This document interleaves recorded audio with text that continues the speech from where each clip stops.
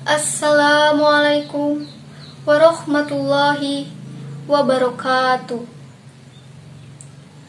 Yang saya hormati para dewan juri serta hadirin yang berbahagia. Pertama-tama, marilah kita panjatkan puji serta syukur kehadirat Allah Subhanahu wa Ta'ala yang telah memberikan kesehatan kepada kita semua.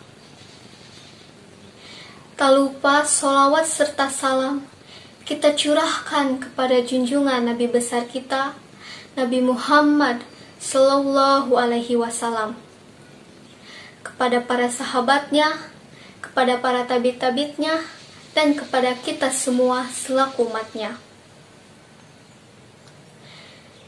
Hadirin yang berbahagia, pada kesempatan kali ini saya akan menyampaikan pidato yang bertema pentingnya literasi pada generasi anak muda sekarang.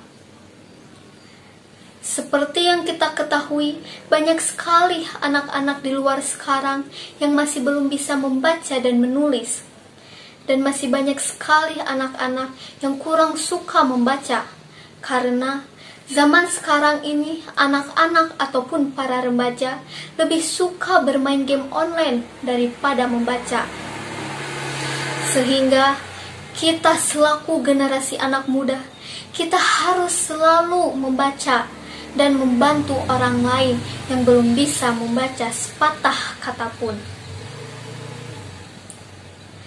Hadirin yang berbahagia, kita selaku generasi anak muda, kita harus mempunyai kesadaran diri bahwa literasi itu sangat penting bagi kehidupan kita, baik sekarang maupun masa depan nanti.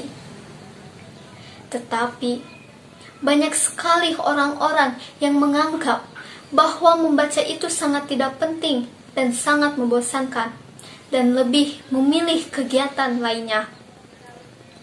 Sehingga orang-orang mudah percaya mengenai informasi-informasi hoaks karena kurangnya wawasan pada zaman sekarang ini. Jadi, jika kita ingin sukses nanti dan tidak pernah mudah dibodohi oleh informasi hoaks, kita harus mempunyai rasa ingin tahu mengenai informasi yang tidak kita ketahui.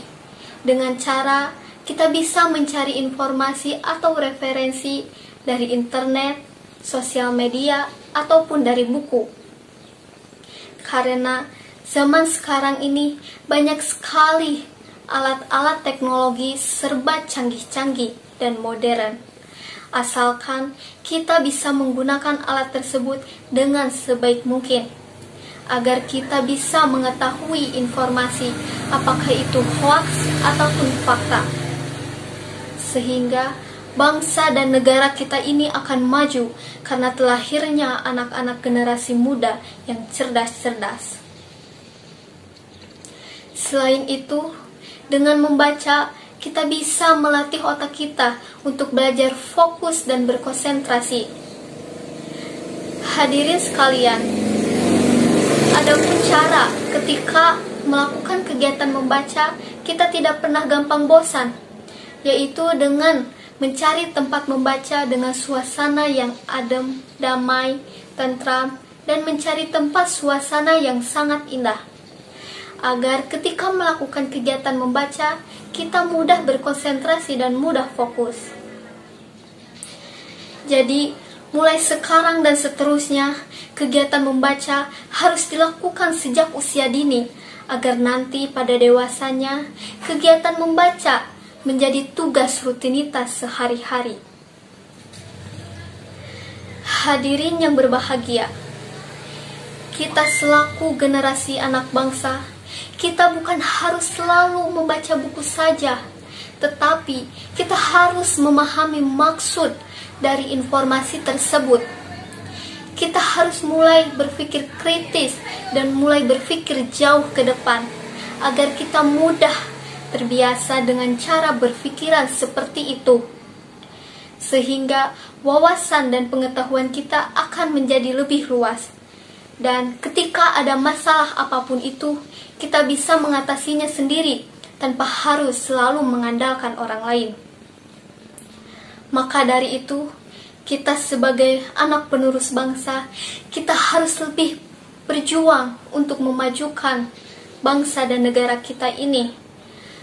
Dengan kita harus selalu bersungguh-sungguh dalam belajar dan membaca. Karena zaman dahulu, banyak sekali orang-orang yang ingin menimba ilmu. Tetapi dahulu negara kita ini masih dijajah, sehingga mencari ilmu itu sangat susah dan belum adanya alat teknologi seperti sekarang ini.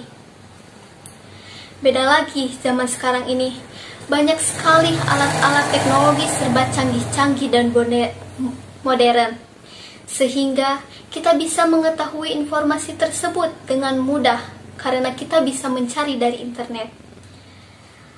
Kita selaku generasi anak bangsa, kita harus memanfaatkan dengan adanya alat teknologi tersebut, sehingga kita bisa mengharumkan dan menjayakan negara kita ini daripada sebelum-sebelumnya.